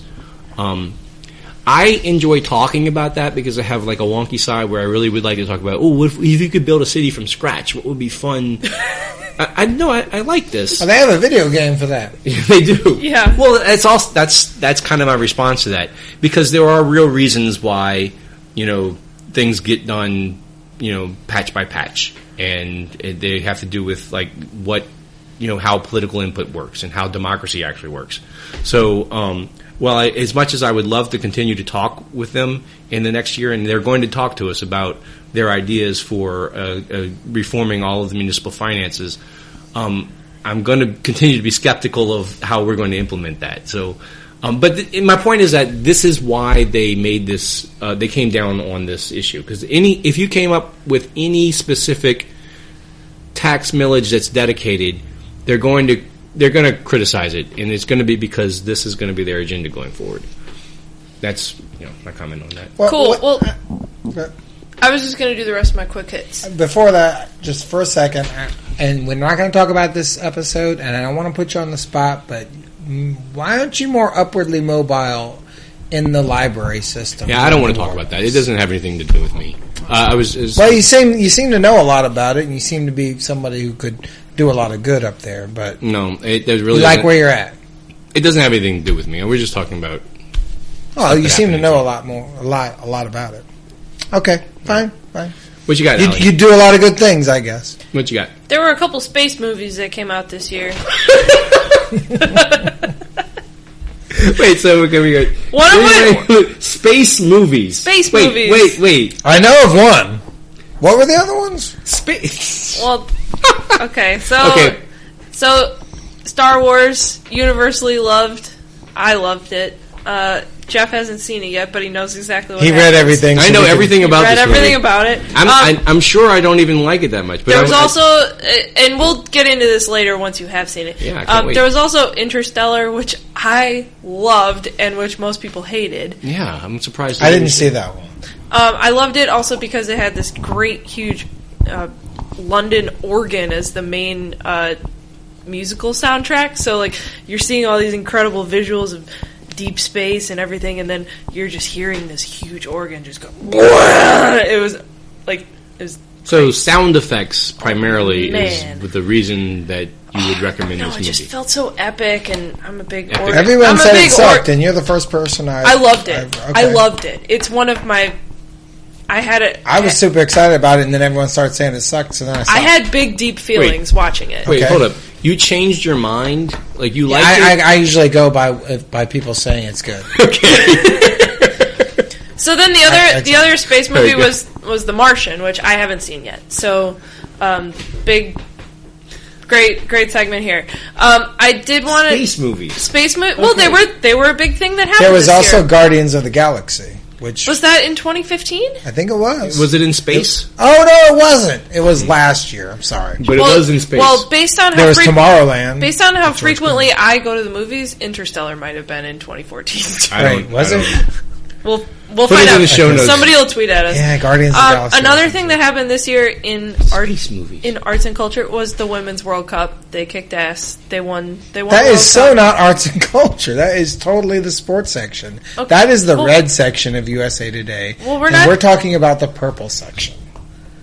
Sports is culture. I didn't think we were doing a separate sports section. No, but you set this segment up as this. So Okay, well, all right, but anyway. I figured the ladies would go in the ladies section. All right. That's the pink section. The other, this is really just the shit that I wanted to talk about, which is outer space and ladies soccer. That soccer game was amazing. It was on July 5th, right? There were some amazing goals. Yeah, Carly Lloyd catching the Kick-ass goalie out of goals. position, kicking it from like 60 yards is incredible. Way better than the men's team. Yeah, totally. Again. And then way back in January, this is a real arts thing. There was a thing in New Orleans called Exhibit B, and it was a mural installation on an abandoned apartment complex. It was all sorts of graffiti artists and other muralists and other art installations within this apartment complex. Give me a second. I think Doug McCash wrote about it. Also, he did. And also, should point out 2014. November 12, 2014, Exhibit B. Yeah, but I went and saw it in January. Oh, okay. I'm sorry. So it opened in 2014. Rule is, but if it didn't happen at all. It didn't close. 2015, It didn't counts. close No, until 2015. Bam. All right, I'm That sorry. counts. So Pardon me. yeah. Stop. Oh, I thought just- you were looking up whether Interstellar came out in 2015. No, I was Googling Exhibit B because I wanted to know if Doug McCash wrote about it, and he sure did. I'm sure he did. I could read his column for you if you No, like. thank you. Okay. But it was great. It was very moving. It was wonderful to see all sorts of different New Orleanians out witnessing and taking in this public art event. There were bands. It was a big spectacle. It was wonderful, and it felt very participatory. It was great. There were And kids there. there families. were kids. Yes, absolutely. There were city officials that I saw there. I mean, it was really. Who did you see there? I saw Stacey Head. No, I didn't see. I Stacey didn't Head. think so. I saw some folks, but it was great, and it was very moving. Okay. The last thing I have on my list is I wanted to award some special 2015 special achievements in comedy. Oh, okay. The first is I want to bestow a special recognition on the Twitter account at Not Bobby Jindal. Oh, yeah. I think if one guy summarized the year in local comedy, for me, it was Not Bobby Jindal. My favorite was... my favorite tweet of the year was when he tweeted a picture of a single set of footprints in the sand and said, Louisiana, this is when I carried you and threw you in a sinkhole. And I thought that was the greatest thing I'd ever seen. What is the style that he does this in? It's always all caps. And it's all misspelled. It's misspelled and it's broken in some way. I don't understand it's sui generis. I don't know. It's got its own language, and I love it. And I'm glad that first of all he went away. He went away and he came back. He went away and he revealed his identity. Yes. Who is he? Anybody we know? At Grim City. Yeah, his name's Neil. Neil Boyd, I think is what. We love you, man. We'll look it up. You made our year. My year, anyway. Yeah, he's really good. And then he came back because why would the world be denied this? I always love a good fake Twitter account. They're ballsy, and a lot of them don't work. But when they do work, they're great. That's what Twitter is for. It's for. So I wanted to award him a special achievement in comedy. Right. What did he win? My undying admiration. Okay. God damn it. Undying. Because we haven't had the satin jackets made yet. Thought we had a thing happening here. No, we don't. Shit. The other thing is $10 off a Vargh's piece of art on Jackson Square if you are indeed. Well, and because Not Bobby Jindal might actually listen to this, and so he might actually hear, say this. The other thing he listens to the show. Yes. Yeah. So the other thing I wanted to point out that I thought was one of the funniest things. For some reason, it just tickled me in the sweet spot. Was this summer? Sorry. This summer, David Roth, who writes for Vice Sports, and was at SB Nation before that, somehow one of those late night magical Twitter things, he just started tweeting out pictures of baseball players and their Muppet lookalikes. Right. And this is one just the Randy Johnson one is the best. Muppet baseball. Baseball Muppets. I don't know where it came from. Baseball dreams come true. Baseball players are the weirdest looking dudes. We do the same for you. All right. Go ahead. It's like basketball players are polished, football players are less polished, but baseball players could be any fucking thing. Yeah, they can be... And a history of it. They could be skinny and strung out and weird, or they can fat. be fat. They can be anything. And Muppets are the greatest. So they can be skinny and strung out and weird or fat. Absolutely. One of my favorite baseball quotes of all time is John Kruk in the dugout was smoking a cigarette. And the fan leans over and yells at him like, "What are you doing? You're an athlete. You smoking a cigarette." And lady, I'm not an athlete. I'm a baseball player. Anyway, thank you. There's a documentary on Netflix right now about Doc Ellis who threw a no-hitter on acid. Yep, it's a good one. Wow. Yeah. Meanwhile, my team, the Detroit Tigers, fired their. They didn't fire their manager this summer. They should have. Instead, they fired their GM, which is just inexplicable to me. But anyway, Baseball Muppets. We'll put it in the show notes. Baseball Muppets. Treat yourself. David Roth, if there's any chance you listen to this, thank you for that. So to sum up, some baseball players resemble some Muppets. This happened in 2015. So again, let's just recap my list. It was Greenway, Library, Space Movies, Women's World Cup, Exhibit B, Not Bobby Jindal, Baseball Muppets. Oh, what a year! Yeah, it's my favorite one so far. All right, should we take a break and then come back and do yours, Jeff? I certainly need a break before we do this. Okay. So we'll give you something and then we'll come back. Bye. Double up or quit, double stakes or split, the ace of spades. The ace of spades. You know I'm born to lose, and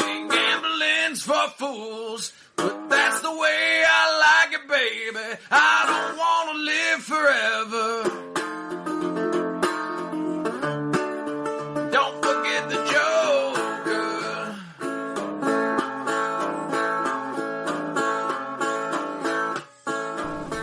Okay, and we're back. And first of all, I would like to thank Scott Colesby for allowing us to use that Ace of Spades bumper music, also known as so-called someone on Twitter.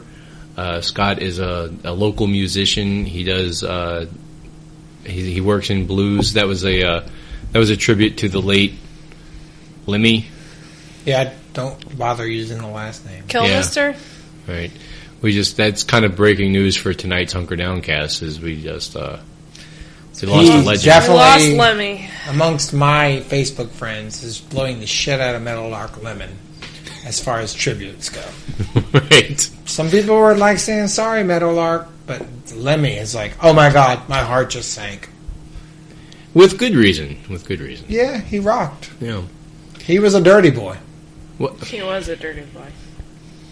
A dirty boy has passed, y'all. Anyway. So let's not tread on our later in memoriam episode that we'll do. All right, we'll come back to that. But anyway, I just wanted to. He was not a New Orleanian. I just wanted to thank Scott for letting us use the music. I thought that was a really Scott. nice cover and nice tribute. Periscoper, also. Scott's a periscoper. Scott uses, A good Twitter follow. he uses the medium. Anyway, so we're back into Best of 2015. You might have already figured out that we're going long tonight. So we got a whole year to cover. We might take a year. We might take a year to get through the whole thing. We're almost there. Yeah, but we're getting there. We're not really almost there yet. So I got a few. Jeff's segment hasn't even started. And you know, Jeff's the most long-winded one of us all. So shit's about to get You wait War till and Peace. Wait It's till about to get like here. War and Peace up in here, y'all. We're entering the Russian novel portion of the evening. 2015 Ari. Hey! Ladies and gentlemen, Ari. Well, we don't know if they can even hear the dog barking. I think they can. That shit was loud. Yeah, he is kind of. I hope you heard Ari yell. Thanks. Engineer Pat has now silenced the barking dog. Engineer and dog wrangler Pat. If you thought he didn't do anything, and you might have been thinking right, Once again, you would be wrong. Once again, going the extra mile for the Hunkerdowncast. Thanks to Engineer Pat for handling that for us. Anyway, so back into the Best of 2015. I've got. Whoa! We didn't say this was the best of. This is. We're going through some shit, No. good, bad, or otherwise. Yeah, but Varg shit his pants. that is not the best of. No, in my mind it is. And you know St. why? Anne's Charts are not. I'll tell you why it's the best of 2015. If I can remember it, that's pretty goddamn good. I don't remember anything that happens anymore at all. So if it comes, That's that brain cloud, bruh. it's like it's occluded my entire mind, and I don't even know if I don't immediately write a thing down. I'm not going to remember. But you did write it down because you have a list. Yeah, I got That's a it. It's beautiful right. use of occluded. Let's do it. All right. All right. Anyway, Jeff Bostic has an occluded mind. and a half. So what have I got here? So the first thing, obviously, is the government. It's obvious. Sorry. I was like, the first thing obvious. What could it be? No, the most obvious thing, the governor's election took up a lot of our time this year. It was an epic governor's election. We had everything you could possibly imagine from a Louisiana governor's race. It was great. Yeah, you wouldn't. Hookers. We had hookers. We had Amateur PIs. amateur private investigators. Lots of Syrian immigrants. we had. Name some more things. Newell Normand. Newell Normand. Spies. We had Newell Normand chasing an amateur PI and capturing him behind an AC unit on Stella Street. It was perfect.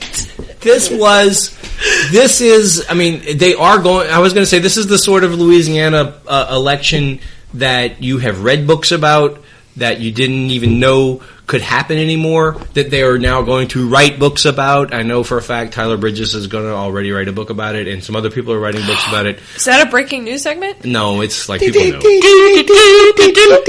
fact, I'm probably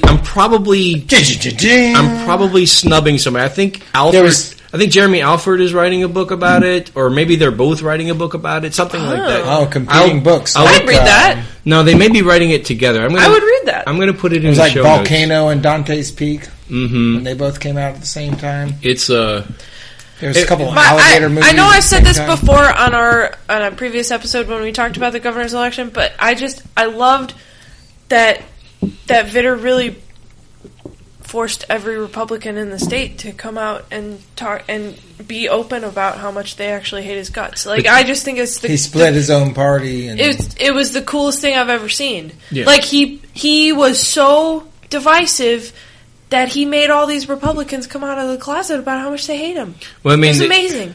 They have always hated him, and I guess it's kind of it's an object lesson in. Politics is about punishing your enemies and making them fear you, but it's also about making them owe you, and also about, not being too much of a dick all along the way. Because, I mean, it'll come back to a lot of things in life. It's a metaphor for life. Don't be too much of a dick. What do you think Vitter's next move is? I think Vitter's done. Done. Mm-hmm. I think David Vitter's done, but what's interesting, and I'm glad you asked. So by done, you mean like lobbyist or representative? You mean does he get back to VP for government relations for Exxon or something? No, I mean, I'm sure he'll find some way to make a living. I'm sure I'm sure he's got all the money already. I'm not worried about his well-being, if that's what you're saying. But politically, when he said he wasn't going to run for the Senate again, that was pretty much an indication. Yeah, he's finished. He's not going. He's done.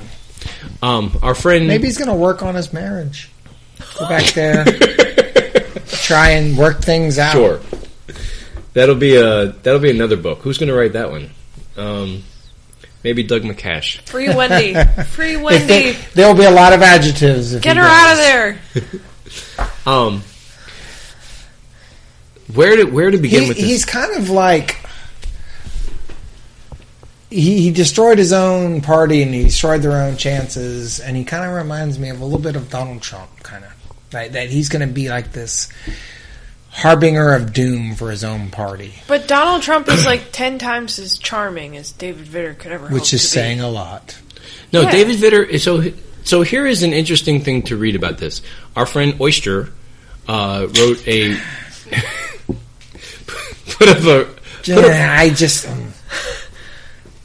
Go ahead.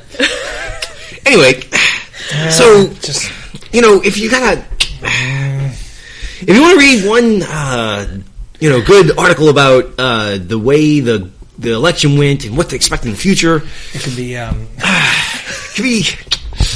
Check out this one. I'm losing him. I need to hang around him a little bit more. I could do my impression. Our very good friend Mark Mosley. I love you, Mark. He summed up not only the governor's race but also Bobby Jindal's career as a presidential aspirant and as the former governor in relationship to David Vitter. He said both of them are not very well liked. They're both awkward people, and they both despise one another. And they made enemies of one another very early, or at least, early in Jindal's career. And what happened to them as they continued to fight one another is they hated each other to death. At the time that Vitter's scandal broke out, it was at the same time that Jindal was announcing his run for governor the first time, I think, or the second time, when he became governor. And it kind of overshadowed Jindal's day, and so and that's one of the reasons that they've been at each other for a while. Because they didn't respect each other's spotlight. That's true.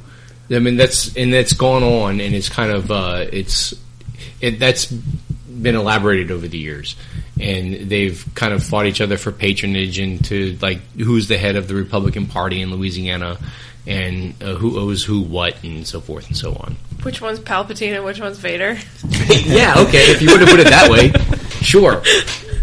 So what it came down to in the final week of the campaign, is there was this moment, and you're right, Allie, we have talked about this before on the show, but there was this great moment at the last week of the campaign where Bobby Jindal, David Vitter wants to capitalize on the Syrian refugee thing. Mm-hmm. And he is set up in front of the state capitol, and he wants to have a press conference about it. And he's like, everyone, come listen to me talk about Syrian refugees. Bobby Jindal, that same day, drops out of the presidential race. Yep. And totally ruins Vitter's press conference. Because Jindal drops out of the presidential race and says, I'm coming back to Louisiana to focus on Louisiana and save Louisiana from its, Yeah, I'm going to deal with the budget, and then I'm going to do my farewell tour. That's exactly right. Yeah. So Vitter immediately has to stop and talk about the state budget instead of the Syrian refugees. And it ruins his plan, and it's just further reinforcement in everyone's mind that the state has been badly mismanaged over the last few administrations. Only a master of evil, Darth. It's something like that, exactly. So Bobby shows up at the last minute to just kind of stick it, and this is calculated. I believe this is totally calculated. Just to stick it to Vitter at the last second. And in the same way, if Vitter, who was already cratering in the polls, right, was going to lose to John Bel Edwards at this point, he was going to kind of. It would be another thing that Jindal would have to answer for on the campaign trail is why have the voters of Louisiana rejected your policies? And so just the existence of David Vitter killed Bobby Jindal's presidential campaign. At the same time, the existence of Bobby Jindal killed David Vitter's. They tumbled down into a chasm fighting each other the whole way. Right. It's exactly right. Avoid the chasm. I just want to say, Jeff, that if I don't want to grade your rehashing of this topic. If you could give it a C. C. On the Hunkerdowncast, but if I had to grade it, I would probably give it a C. Thank you. Thank you very much for that. You're welcome. I feel like I was behind by several points, at the end, and then I came back, and it was like the best. It was the best rehash. You went from a 97 to a 15. It was like I came from sharding in the middle of St. Anne to just being able to say things. A Star Wars metaphor always helps. Yeah, it puts it in perspective. You're welcome. It certainly does. You're welcome. As does sharding. So what else is on your best of 2015 list? All right, well, the governor's race is it was a lot of fun, and that's it.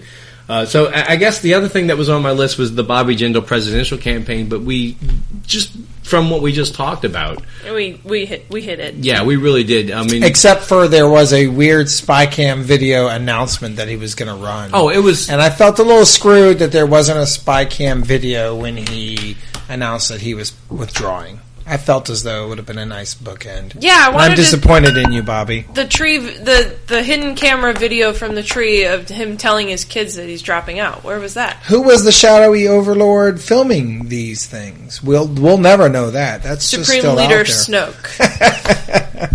Snoke. Jesus freaking Christ! Yeah, we saw it. We saw the movie. Yeah, and Jeff read the spoilers, so we can talk about it. What now? Yeah, great. Thanks, guys, for making. Spoiler alert: there's a character named Supreme Leader Snoke in the new movies. Can we talk about Les Miles? We'll get there. Hang on. Let me go through my list, man. You guys, he is went Supreme through your Leader list. Snoke. He went through his list, and I get 2 items in my list, and now we are on Star Wars. I don't know how that fucking happens, but here we are. What else do we have? Yeah. I don't know how that fucking happens, but here we go. Governor's race. Bobby Jindal, his failed presidential campaign. Starts with a camera in the tree, ends with filming his kids, for fuck's sake. Ends with a farewell tour of Louisiana. So thanks a lot, Bobby. Also, I should mention again our friend Mark, our friend Oyster, has this amazing theory that in 4 years Bobby Jindal's going to run for governor again. Is he allowed to do that? Oh yeah, you can take a break and then run again. Sure. There's a limit on that, but the reasons that that'll go over like a lead sample. It might. I mean, it's difficult to rehab Bobby Jindal's legacy in 4 years, but at the same time, this is going to be a really difficult time to be governor. You've got a plummeting price of oil. You've got budget crisis. There's going to be skyrocketing unemployment. It's going to be a difficult time to deal with year over year, and you've got people who are out to get you. I can see mostly David Vitter. Possibly, yeah. But I can see someone waiting in the wings to take advantage of that, and maybe Bobby Jindal is one of those people. I don't know that Bobby Jindal has a whole lot of juice left. I think he's done, too, like San Francisco, New York, and David Vitter. Yeah, maybe so. He seems to be done. Maybe so. But it's something he's going to go work at the Heritage Foundation or something. Well, he can do that. He can sit there and type op-eds and get published in CNN. Yeah, he's going to burnish his want credentials once more, and yeah, he's going to be sell lame-ass books. He's got think tank guy written all over him. Right. Ew. Yeah. All right. So that's Bobby Jindal. That's John Bel Edwards. Just really quick. What else is going on in 2015 in New Orleans? Obviously, the ongoing problem of gentrification in the city of New Orleans. It costs more to live in New Orleans than it's ever cost. It's right about the time I become single and have to find an apartment. So you've had like first-hand experience looking for an apartment. Yeah, it sucked. Like I was a homeowner for many years, and then I had to get all uppity, and then now I'm fucking out looking for apartments, and they're stupid. Mm-hmm. And people don't even seem to realize it still sucks. It's like the streets are still bad, the sewage and water board still sucks, there's still crime everywhere, we're just paying more for it. Mm-hmm. Yeah, the apartments are not great, and if you have a dog, they're all like, no pets, or pay a pet fee, $500 non-refundable. It's like, that's not a fee, that's you being a dick. That's extortion. Yeah. I didn't know that there was a pet fee thing going on. Oh, absolutely. That's a big thing. Mm. The weirdest thing for me is that we don't have time to detail it, but I just wanted to mention it as a thing. We talked about it a little bit with regard to Mardi Gras, didn't we? The St. Roch Market? Well, no, about gentrification. We talked about the problem of living in New Orleans now. Yeah, it's. I don't know. I just said it, but it kind of just hits home for me. It's the same old place, but it's just more expensive to live there. Here. Yeah, it just seems like it's harder for you to be. It's harder for you to be just a person of modest means and participate in the lifestyle that we like to sell to people as being like authentic New Orleans. Like you can't. It's that we've turned everything about being a New Orleanian into a commodity that we want to sell to tourists, but also to visitors and also to part-time residents who buy into Airbnbs and like really jack up the price of real estate in the historically significant parts of town. At the same time, pushing everyone else further and further out of that, and the people who create what New Orleans is aren't really participating in what people celebrate as New Orleans anymore. Hasn't this been happening for a long time, though? I mean, there have been plenty of like native New Orleanians who moved to Metairie in the 60s, and it wasn't because they were getting pushed out from gentrification. It was because they left for other reasons. Civil rights laws changed, and they didn't want to send their kids to school with black folks.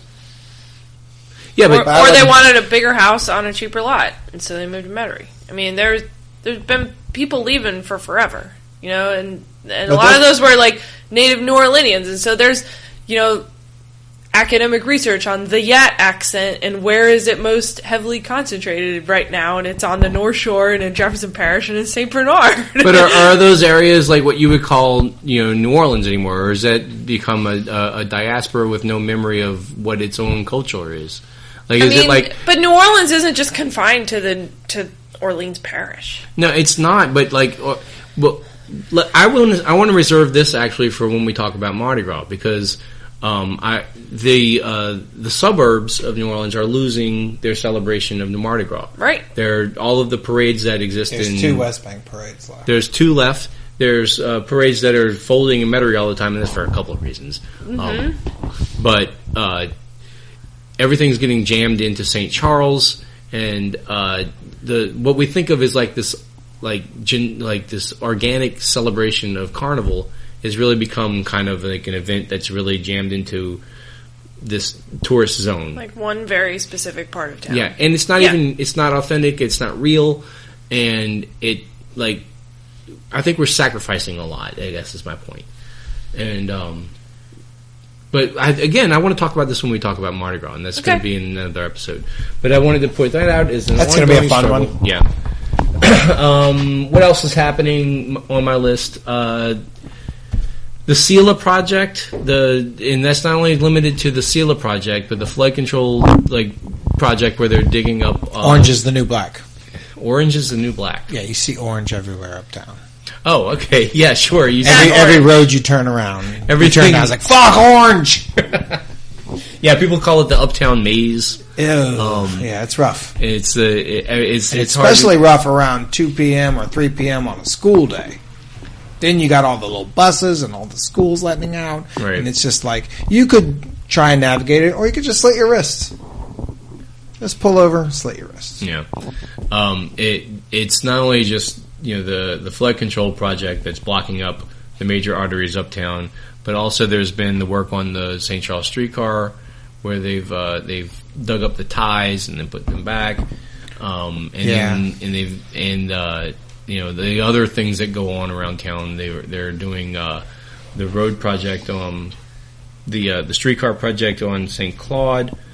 At the same time, while this is going on, there are people agitating to get their streets fixed. There's the whole "Fix My Streets" movement. It's kind of a weird thing when I hear people, especially uptowners, complaining about everything up online when it's like, well, you could be not getting a flood control system. Right. I mean, I know it sucks. I know it seems like there's no order to it, that sometimes they choose to fix a stoplight on the one street that will get you from St. Charles to Claiborne. Right. But at the same time, you're getting some badass shit at the end of it.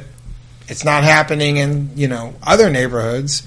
So maybe, I don't know, shut the fuck up about it. I don't want to Don't be that asshole who's going and complaining about some great thing that you're getting. I don't want to say shut the fuck up about it exactly in those words, but I do feel like, this is an unusual period we're in, where we have all of this money to do this infrastructure repair that we are doing, and in fact, we just got another $2 billion to do continuous road work. $1.2 billion. $1.2 billion. Well, they sold it as $2 billion, is what they put in the... It's on top of an $800 million that was already set. So it's a total of $2 billion. So we have $2 billion, but we have $1.2 billion extra to do more road work and sewer repair. And what that means to you is that they're going to come into your neighborhood and dig up your street. Well, it means they might finally have enough money to get to the interior streets instead of just the arterials. So instead of just doing the roadways like Carrollton and Esplanade and Claiborne, they're going to have some money to go in and fix the neighborhood level streets. Right. Probably just the ones that are in the worst shape. And if they're coordinating it properly with Sewage and Water Board, it means that they'll be able to rip up a street one time and fix the pipes that were causing the pavement problem and the pavement at the same time. And the complaint that people, and the reason they've been sued is they're complaining that they aren't well organized or they aren't doing it the right way or quickly enough. Sure. It does seem a little unorganized. If you have on Nashville Uptown, that's the one thoroughfare from St. Charles to Claiborne Uptown that, because all the other roads are closed, a lot of people use it. And then every now and then you'll be driving down there and they'll be doing something just that shuts that down. And now it seems like whatever it was, it could have maybe waited with a little bit of oversight, or they'll work on the light there or something like that. Right. Well, one of the complaints that I've seen is that the crews working on the projects will just stash their equipment there and go work other jobs in the middle of doing all of the major projects. And I have no idea whether that's true or not, but I saw that on the interwebs that somebody was like, oh, well, they'll just go and leave in the middle of doing their SELA work. They'll move on to another job and then they'll come back because they have no penalties for doing it late. And I thought that was very interesting, and it could be completely libelous. It could be bogus. Like, yeah, it could be bogus. Be just based on someone just looking out their window and going, "Oh, there's nobody working out there." Right, today. where it could be that they just it rained more than they thought, and they couldn't pump it all out to continue the work. I mean, there's like a billion explanations. A lot of it's perception. Yeah. But I'll tell you what's not perception. I was on Jefferson the other day. I was driving down Jefferson. It's kind of a fucked up street. A lot of shit happens on it. It was the one I was talking about earlier that has a trailer on it, like a mobile home that they use as their office. So they're setting up camp there, clearly, which is fine, whatever y'all got to do. But a guy was in front of me. He was the guy whose the back of his truck had the same little insignia as all the equipment. He stopped. Another dude came up, started talking to him. The light was green. They just sat there and talked to each other. Finally, instead of using my horn, I just said, "Go!" And they looked at me like I was fucking nuts. And then they left. They drove off, and the guy walked away and said, "Oh, sorry." I'm like, that kind of showed me that, like, hey, we're kind of not giving a fuck. Yeah. This is kind of our block. We run this. Fuck y'all. Yeah. I think the SELA project is also very interesting in the context of the Urban Water Plan, which was released a couple years ago, because the SELA project was designed and funded 20 years ago. Yeah. And after the 95 May flood. And it was designed in this old school thinking about water management in New Orleans, where we gotta shove all the water into box culverts and pump it out as far away as humanly possible. And everything we've learned about water management in the intervening 20 years has told us now that this is actually the completely wrong way to look at this, that it's much better for our soil, for our subsidence rates, for the stability of all the houses in these neighborhoods if we let the water stay in our soil. So if we try and transform impervious surfaces to pervious surfaces, if we try and keep more of the water in the soil instead of pumping it away. And yet, because we designed and funded these projects 20 years ago, we're stuck building these box culverts down our streets that, even though we're like, we could spend that same amount of money today and we would design it completely differently. But we're locked in to this old way of thinking. But so the tragedy of this, though, is that it's just a function of how long it takes to implement a plan. So it's already outmoded by the time it hits the assembly. Exactly. And we're right now in the experimental stage of developing ways to implement living with water. In fact, I read somewhere that they were doing, like in Metairie, they're going to start doing a few projects. Some of the plans that were, or some of the demonstration projects from the Urban Water Plan, they're going to be able to implement, which is great. But I mean, ideally, we should be, instead of having our streets be crowned so that the neutral ground is the highest point of the street and it slopes down to the curbs, it should be the other way around. Really? We should be using the neutral ground as the lowest point so that all of the rainwater that hits the streets should be collecting in the middle, and then we're slowly filtering it down and letting it pool and collect and filter through the neutral ground. Because what happens in the soil in New Orleans is all of the organic material beneath the surface has been slowly, degrading. Yeah. And we're subsiding and the whole city is sinking. Yeah. It's like coffee grounds. So when your coffee grounds in your coffee maker are wet, like you just made coffee, they're nice and thick and fluffy and voluminous. And if you let them sit there all day and they dry out, then they compact and they get really crumbly and terrible. And then you go to throw them out and they like completely fall apart. That's literally what our soil is like. Yeah. And so if you keep the water in our coffee ground like soil, then it stays voluminous, and if you take the water away, then it dries out and disintegrates. So the good news, though, is that this is... I'm never going to look at my coffee grounds the same way. Right? I'm definitely going to go home and go, holy shit. Science. I'm living on that shit. The good news, though, is that this is a long-term economic development project, because as soon as we finish digging up the streets to do this, then it's time to start digging up the streets to do the other thing. So Contractors will still have money then. Right. There's always going to be money to be made, and there's always going to be a reason to piss people off uptown. Right. You can't get across town. Put trailers in the middle of the street. What's next on your list? Next on my list. I'm going to put my coffee grounds, I'm just going to throw them out in the yard now. Yeah. Maybe that'll help. Compost that shit. Yeah, okay. Yeah. Pervious surfaces. Can't do a 2015 roundup without doing another shout out to the monument controversy. It's by far my favorite one of the year. I love all of these issues, like the smoking ban, like anything that brings everyone in New Orleans out to shout and yell at one another. And the monuments especially is really a favorite of mine because I think even though there are people who say it's a distraction or it's not really stupid. It's not going to fix your street, blah, blah, blah, blah. Well, you got to walk and chew gum at the same time. Man. You can do many things at one time, but more importantly, and that's what the mayor said. And by the way, I think the mayor did a great job with this. Wait, I'm sorry. Can you say that again? I would like to point out that I don't really care for Mayor Landrieu, but I think that he has been spot on with the monument controversy, and he did a terrific job, specifically at the city council meeting where he defended his position. Well, if you can go back and watch the city council meeting, it's great TV. It was fantastic. So people we know were there. Lots of people talked about a few. Everybody in New Orleans was there, is what it seemed like. My point about this issue is it's one of those things that it makes people kind of tell you who they are a little bit. And you can spend a lot of time living in the in-between spaces of New Orleans where I work for this nonprofit or I work for this charitable organization and we do a lot of good here and we don't really, but when it comes down to something like this, you have to take a real side.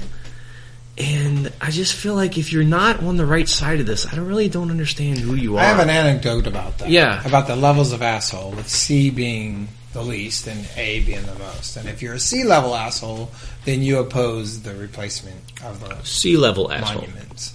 And if you're a B-level asshole, then you vocally oppose the replacement of the monuments. And if you're an A-level asshole, you file a lawsuit to prevent the taking down of the monuments. Yeah, I don't understand how people can do that. I just don't.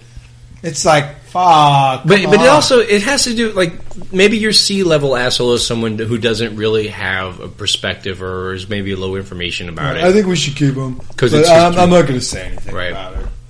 But your A-level asshole are the people who are filing a lawsuit to delay. I mean, you got to be a dick. You've spent time and that's invested. Like Bill Cosby filing a lawsuit against the women. Right. It's he's an A-level asshole. But that's what they've done, and it ruined my vision of a New Year's Eve taking down the Lee statue thing. That would have been good. That would be just have it drop like a ball. So I'm disappointed in that. But bullets and Robert E. Lee's are fallen on New Year's Eve. Right. So, but eventually we do get to have a party. When they do take I ain't going nowhere near that shit. A tippling and toppling party? I don't care how weak I am. I stole your joke, Jeff. Sorry. No, I'm glad you mentioned it. So we're going to have an outdoor cocktail party. Brought to you by the Hunkerdowncast. A mass shooting waiting to happen. I ain't going nowhere near that shit. Tippling and toppling. I might leave town. Tippling and toppling. Statues come down. Don't be that guy. Don't be afraid. Let's go. Look, I'm plenty not afraid. I walk out the door every day. Getting out of bed makes me not afraid, all right? I ain't gonna go tempting fate by going to some shit like that. All right. Y'all go ahead. Right. Anyway, I'll tweet about it. All right. It's a thing to look forward to next year. I'm excited about it. That's the last thing on my let me just do the last thing on my list, which is all of the sports things. And God. No, the Benson family saga was an epic of 2015. That's going to continue on into the next year. We already talked about Jeff Duncan versus Tom Benson, so everybody's got that covered. It's a big thing. The Les Miles, is he going to get fired? Is he not going to get fired thing? We've talked about that on previous episodes of the show. That was a great moment in football. I have some breaking news. Yeah, what's that? Les Miles had a press conference for the Texas Bowl, and he was asked about the whole saga. And so I have some fresh Les quotes for everybody. Fresh Les quotes. Get your Les quotes. I'm going to write that down. He said, I really don't quite know how to describe it. At the A&M game, there was a lot of emotion in that stadium. I think it dissipated kind of in a very comfortable way as we went into the holidays. I think I've always been treated extremely well as the head coach at LSU by the fan base, and I don't think that's changed. When asked if there was any remaining bitterness about people who may have leaked the information, he said, quote, "I promise you, should I find out who was in conversation there, that would be a lot of fun for me to know." That dude is all right. So, thank you, Jim Kleinpeter from NOLA.com for those choice quotes. Really appreciate it. Les Miles is all right. Oh, he's my favorite. Aren't you glad that Les Miles is going to survive into the next year? I love him so much. God. He is one of my favorite plane guys ever. Like, generally, I go for your beer drinkers, your motorcycle drivers, your tattoo guys. He's the plainest guy I love. The plainest guy. He doesn't drink or anything like that. He doesn't drink. He has a very plain life. There was some story that came out. Eats grass every now and then. That's all right. Last year there was a story about how he has the same thing for dinner every night or something like that. It was that doesn't shock me whatsoever. But he's wacky at the same time. Like, he's just like, I think when you become that plain, some wackiness has to ooze out. Has to be. You eat grass. Or he's one of a kind. You'll never find another. Clap with your fingers. You'll never find another Les Miles. Leslie Miles, I love you. The other two sports items I have are, obviously, goodbye to Rob Ryan. And we've covered this, before on our show, but just again... Allie has sung about it. Goodbye to Rob Ryan. We love Rob Ryan just as an avatar for our, our spirit in New Orleans. He was our spirit animal. We love your fight against shitty drywall. He seemed like a nice man. He also... No, he had something else. It was Sean Payton who fought the drywall. No, Rob Ryan had something else. Sean Payton he had a bad foundation. Yeah. Okay. Rob Ryan's entire house is all screwed. Okay. Anyway, so it was reminiscent of the shitty drywall. Yeah. And then finally, Saints need to use Magnolia Builders. They do because they build it better. And finally, just the entire Saints rebuilding story, which we've all talked about a lot. But they've had a rough year. They've made it to 6 wins, just pretty much on the strength of Drew Brees alone. Right. So if you're thinking about getting rid of that guy, you're a fucking dumbass. Yeah, you're an idiot if you want Drew Brees gone.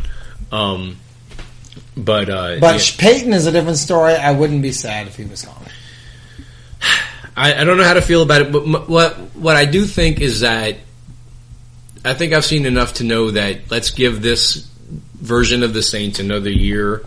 To finish this plan this path that they're on. I feel like it's a 2-year path. Their vision quest. Right. I feel like I think they need to consult with you about these vision quests, Barg. I am a reverend. I am a minister. I could coach up Sean Payton every morning. Saints chaplain VARG'S. I think that would be wise. Know yourself. Know yourself in the universe, Sean Payton. I have a whole separate theory about Drew Brees as John Elway. But he's going to win 2 more at the end of his career? It could happen. But we'll save that for a future John Elway didn't even win 1 before that. I know. But it's because he went to Stanford. Probably. Fuck Stanford. It ain't perfect. But anyway, so that's the other big story. How many times is that going to be said in the history of this podcast? A lot. Fuck Stanford. I think that's the 3rd time. Maybe. We're just getting started, man. We're just getting warmed up. Fanboys out there, could you please send us the stats on how many times Allie has said "fuck Stanford"? Anyway, that's all I got. That's all the sports. Hey! And we made it through all 3 of us with our 2015 stories. I don't know that we have time to do 2016 predictions, you guys. 2016 predictions. You want? Let's just do 1 each. 1 each. Mine is that Notre Dame beats Ohio State in the Fiesta Bowl, in the Battle Frog Fiesta Bowl. Okay. That's my only 2016. No, you go first. All right. I'm like that person at the table who goes, "I'm not ready to order yet." I want to see what you're ordering first. Shit, can I do 2? Sure. All right. 2 is look forward to the further shrinking of the carnival footprint in 2016, which I also am teasing. You're doing real predictions. Yeah. I was going to do a joking one. Okay, my second one is mine was real. I thought, yeah, you're right. Go Irish. All right. My second one is a joke. It's Scott McKay, publisher of The Hayride, will not move to Texas. Yeah, that's probably true. And that's what I got. I guess all of mine are. I think the Saints are going to be 7-9 next year. Also, 7-9 again. 7-9 again. Oh, that's I think a downer. that's going to be my new prediction instead of 8-8. Which Oh, it used shit. To be. When they were good, it was 13-3 every year. I was like 13-3. But this year now I'm into the more 7-9 stages. I'm so optimistic It's a solid right now. bet. Though. All right, okay. 7. And I think Peyton's gone. Damn. I think he's just, or he should be. Well, in that case, yeah, they will go 7-9. Yeah. All right. Or you might get that first year coach bump like Florida had this year. Yeah, it's not gonna. I don't think they're going to do that well next year. I think another college football coach will get fired before the beginning of the next season. Okay. And definitely some pros. Do you guys do you want a jive wire? I have a jive wire. Hell yeah. All right, well, let's just head on into the jive wire. Let's do it. All right, the jive wire. The jive wire comes to you at the top of the oddest hour. Mm. And is brought to you by Magnolia Builders because they build it better. All right, lay it on us. One-Eyed Jackson's hosts the Ginger Gingers at 9. Oh, I like those guys. The Lease Bank Bar features C. Ray Cray Cray at 9. Irvin Mayfield's Jazz Library features Ann Rice Krispies at 8. No comment. The Back Room at the Leather Bar features So Long Solange at 10. Booty Bounce Bar features Sneezy Dizzy at 10. Armstrong Sketchpad hosts Pizza Halo at 9. Rodeo Pizza Bowl Halo. features Les Miles Belt Buckle at 10. Mama's Sausage Factory hosts Buried Turkey Carcass at 11. Very turkey carcass. The 501st Legion features the Methodist Ministerial Alliance at 7. And the bar formerly known as the Smoky Bar hosts Planter Fantasia at 9. Nice. This Jive Wire was brought to you by the Hunkerdowncast. To get your gig in the Jive Wire, tweet us at Hunkerdowncast or email us at hunkerdowncast@gmail.com. And I think that's it. Get out there and enjoy and support And enjoy some Thank you. live local music. We did a great job with that one. Congratulations. Thank you all for sticking with us through this extra long year in review episode. Yeah, it felt like a year's worth of hunkered down casting, but you guys made it. Congratulations to you. We love y'all. Thank Every you. year at this age, it seems shorter but feels longer. We're going to talk about that. The days seem shorter, but at the end of it, you just feel like they were twice as long. Don't forget to subscribe through your favorite app of your podcast app of choice. Give us a review on iTunes. Tweet at us at Hunkerdowncast or individually. You can get Jeff at Skooks. Varg is at VargVargas. I'm at Allison_DeYoung. You can go to hunkerdowncast.com or our Gmail address, hunkerdowncast@gmail.com. Yes. If you're So many options. a fledgling musician or you have a band and you want us to use some of your bumper music, just go ahead and send it in. We'll use it. Be all good. Get some publicity. We have like 8 followers. Thanks again to at So-Called Someone on Twitter for our bumper music this week. R.I.P. Lemmy. R.I.P. Lemmy. And his growths. And RIP all the other people who passed away, unfortunately, this year. We won't talk about them, but we're going to we get out of didn't here. get to all that. No, that's fine. We're out of here. Thanks, bye. Thanks again, everybody, for listening to... We're not going to have an in memoriam, so we're not going to leave anybody out. All right. Thanks again, everyone, for listening to Hunker Downcast. We'll see you next week.